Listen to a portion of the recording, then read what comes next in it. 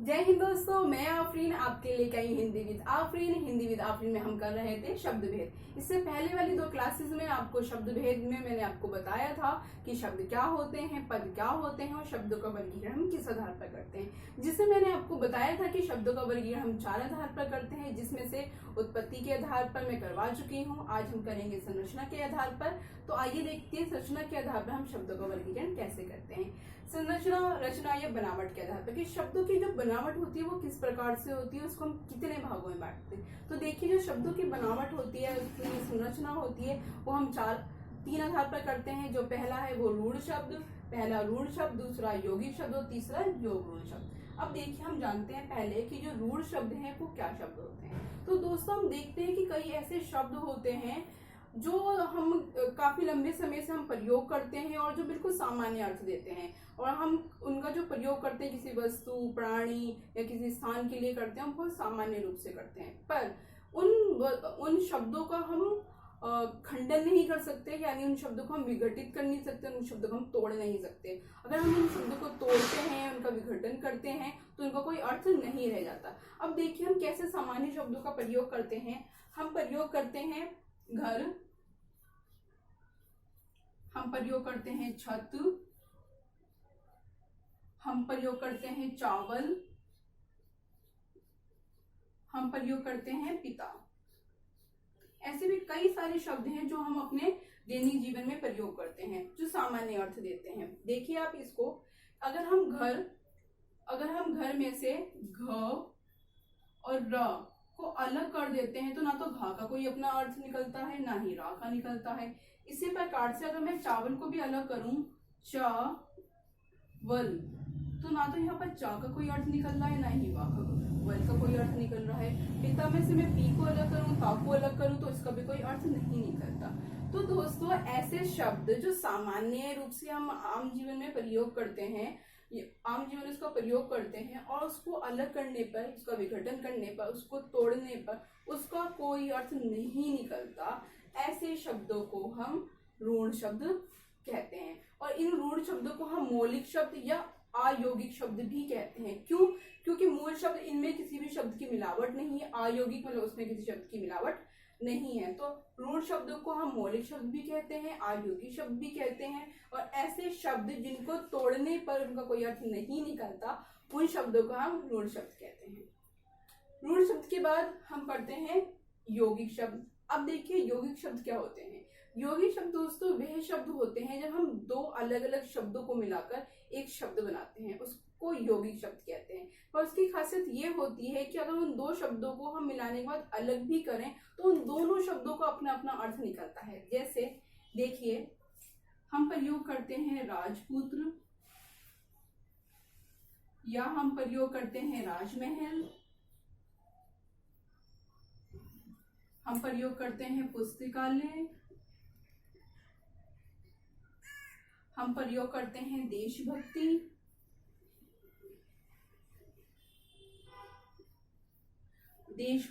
देश प्रेम, रसोई घर, पुस्तकालय, शिवालय, ऐसे कई सारे शब्द हैं जो हम प्रयोग करते हैं। अब देखिए दोस्तों, ये जो शब्द हैं ये 2 शब्दों को मिला के बने हैं। राजपुत्र यानी राजा का पुत्र, हम यहाँ पर राज को अलग करें और पुत्र को अलग करें, तो दोनों का अपना एक अलग अर्थ निकलता है। इसी प्रकार से हम पुस्तकालय में पुस्तक को अलग करें, आलय को अलग करें, पुस्तकालय पुस्तक रखने का घर, या हम देशभक्ति को अलग करें, देश को अलग करें, भक्ति को अलग करें, तो देश का भी एक अपना अर्थ निकलता है और भक्ति का भी अपना एक अर्थ निकलता है। इस तरह से जो एक ये यौगिक शब्द है, ये 2 शब्दों को मिला के बना है। और अगर इन शब्दों को हम अलग करते हैं, उसके बाद भी इन दोनों शब्दों का एक अपना अलग अलग अर्थ होता है। तो ऐसे शब्दों को हम यौगिक शब्द कहते हैं। कौन से शब्दों को? जो 2 शब्दों को मिला के बनते हैं, पर अगर हम उनका विघटन करें तो भी वो अपना एक सार्थक अर्थ देते हैं। ऐसे शब्दों को हम यौगिक शब्द कहते हैं। और दोस्तों, जब हम पढ़ते हैं यौगिक शब्द के अंतर्गत कौन कौन से शब्द आते हैं, उसके अंतर्गत आते हैं उपसर्ग, प्रत्यय और समास। अब देखिए, उपसर्ग, प्रत्यय, समास। उपसर्ग में तो हम किसी भी शब्द के आगे उपसर्ग लगा के एक नया शब्द बनाते हैं, प्रत्यय में हम किसी शब्द के पीछे एक शब्द लगा के नया शब्द बनाते हैं, और समास में हम दो शब्दों को मिला के एक शब्द बनाते हैं। जो मैंने आपको राजपूत राजमहल का उदाहरण दिया है, ये समास का ही उदाहरण है। आने वाली क्लासेस में मैं आपको बताऊंगी कि उपसर्ग क्या होते हैं, प्रत्यय क्या होते हैं, समास क्या होते हैं। यहाँ पर आप दोस्तों एक चीज देखिए कि कैसे हम कितना इसको सिस्टमेटिक तरीके से पढ़ रहे हैं। मैंने आपको पहली क्लास से स्वर से, वर्ण से लेके स्वर व्यंजन से मैंने आपको शुरू कराया और फिर वहां से हम सिस्टमेटिक तरीके से चल रहे हैं। ये नहीं कि कहीं से भी तत्सम उठाया, कहीं से भी देश शब्द उठाए, यौगिक शब्द उठा लिए, ऐसा नहीं है। बिल्कुल उसको सिस्टमेटिक तरीके से हम पढ़ते आ रहे हैं कि कैसे हम उसका वर्गीकरण कर रहे हैं, उसके अंतर्गत कौन कौन से शब्द आ रहे हैं। अभी यहाँ पर आप देखिए संरचना बनावट के आधार पर हमने 3 भागों में इसका वर्गीकरण करा है और उस वर्गीकरण के अंदर भी उसका वर्गीकरण हो रहा है। यहाँ देखिए यौगिक शब्द के अंतर्गत आते हैं उपसर्ग, प्रत्यय और समास। तो इसके बाद हम करते हैं दोस्तों योगरूढ़ शब्द। अब देखिए योगरूढ़ शब्द क्या होते हैं। योगरूढ़ शब्द भी यौगिक शब्द की तरह दो शब्दों को मिला के बनते हैं, पर इनमें अंतर ये होता है कि ये अलग होने पर दोनों अपना अर्थ देते हैं और एक सामान्य अर्थ देते हैं, जबकि योगरूढ़ शब्द वह शब्द होते हैं जो एक विशेष अर्थ देते हैं, जो एक विशेष अर्थ देते हैं। जैसे हम पढ़ते हैं दशानन, दशानन यानी 10 मुख वाला। फिर हम पढ़ते हैं पीताम्बर, पीले हैं वस्त्र जिसके अर्थात श्री कृष्ण। हम पढ़ते हैं लंबोदर, लंबा है उदर जिसका यानी गणेश जी। उसके बाद पढ़ते हैं हम जलज। ऐसे कई सारे शब्द हैं जो हम पढ़ते हैं। उसके बाद हम पढ़ते हैं प्रधानमंत्री,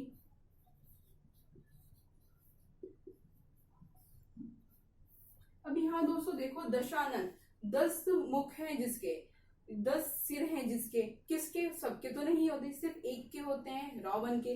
तो जब भी दशानन आता है तो हमें सिर्फ एक ही चेहरा आता है या एक विशेष अर्थ प्रकट होता है, कौन? रावण।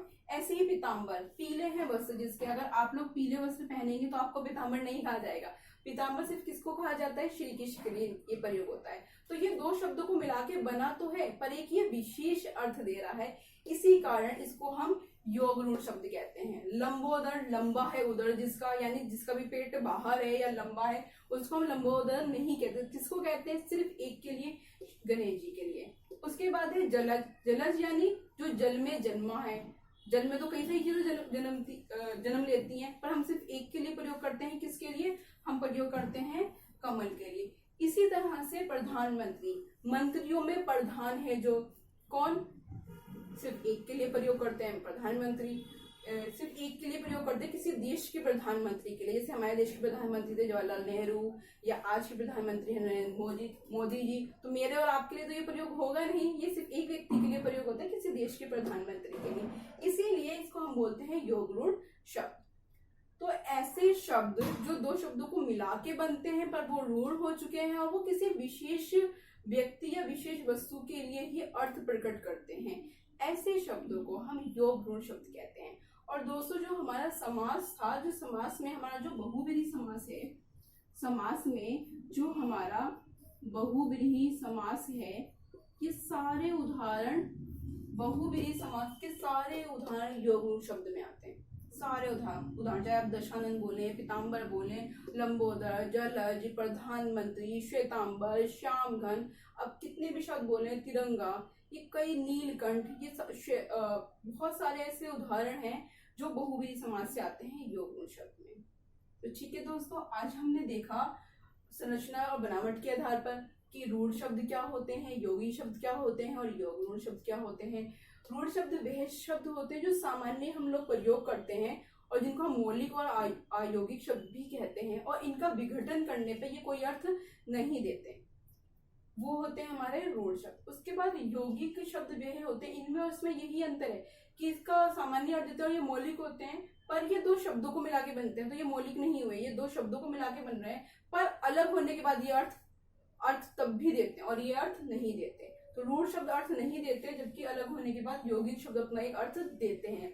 अब योगरूढ़ शब्द और यौगिक शब्द और योगरूढ़ शब्द में यही अंतर है कि देखिए ये दो शब्दों से मिलके बना है, ये भी दो शब्दों से मिलके बना है, पर ये सामान्य अर्थ दे रहा है और ये विशेष अर्थ दे रहा है। इसका जो अर्थ है वो रूढ़ हो चुका है और ये एक ही अर्थ दे रहा है। तो इस प्रकार से हमने रूढ़ शब्द, यौगिक शब्द और योग रूढ़ शब्द देखा। अब देखिए एग्जाम में आपसे वो ये कैसे पूछेगा, वो पूछेगा आपको चावल दे देगा, पूछेगा बताइए रूढ़ शब्द है, यौगिक शब्द है, योग रूढ़ शब्द है।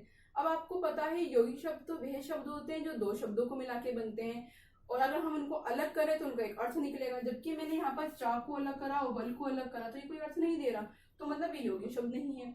या फिर मैं चा को अलग करूँ, वा को अलग करूँ, या चावल को पढ़ के मुझे कोई विशेष अर्थ आ रहा है, वो भी नहीं आ रहा। तो मतलब ना तो मैं अलग करके उनका अर्थ ही ले पा रही हूँ सार्थक, ना ही मैं उनको कोई विशेष अर्थ ले पा रही हूँ, और बल्कि मैं उनको अलग करने पे उन शब्दों का जो अर्थ है वो भी चला गया। तो इसलिए ऐसे अर्थों को, ऐसे शब्द को आप बताएंगे कि वो रूढ़ शब्द है। अगर वो आपको पुस्तकालय दे दे, राजमहल दे दे, वो पूछे ये कौन सा शब्द है, अब उसको आप अलग करके देखिए अर्थ निकल रहा है तो यौगिक शब्द है। योग रूढ़ शब्द कोई ऐसा शब्द आया है जो विशेष अर्थ ले रहा है, वो हमारा योग रूढ़ शब्द है। तो इस वीडियो में मैंने आपको बताया रूढ़ शब्द, यौगिक शब्द और योग रूढ़ शब्द।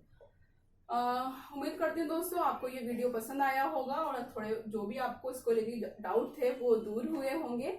साथ में दोस्तों आपको एक चीज ये भी बता दूं, इससे पहले वाले क्लास में जब मैंने आपको उत्पत्ति के आधार पर या स्रोत के आधार पर शब्द करवाए थे शब्द भेद में, तब मैंने उसमें आपको तत्पुरुष तत्सम शब्द में मैंने आपको बताया था कि इसको पहचानने के तरीके। मुझसे एक छोटी सी गलती हो गई, मैंने आपको ये बताया कि छ, त्र, ज्ञ या री या वा को वा सिर्फ संस्कृत के शब्दों में प्रयोग होते हैं, जबकि ऐसा नहीं है, वह हिंदी के शब्दों में भी प्रयोग होते हैं, बहुत अच्छे से प्रयोग होते हैं। पर मेरे कहने का अर्थ ये था कि अगर परीक्षा में अगर उससे संबंधित कोई प्रश्न आता है और उन 4 ऑप्शन में श, त्र, ज्ञ, व, शा से संबंधित कोई एक ऑप्शन है तो आप उस पर टिक करिए, ताकि आपके जो प्रश्न का उत्तर है वो सही होने की संभावना अधिक बढ़ जाए। तो इसलिए उसके लिए मैं माफी चाहती हूँ। बाकी आज की वीडियो अगर आपको समझ में आई होगी, उम्मीद करती हूँ समझ में आई होगी, अच्छी लगी होगी। इसी तरह से हमारे साथ जुड़े रहिए और अपने ज्ञान को बढ़ाते रहिए। शुक्रिया।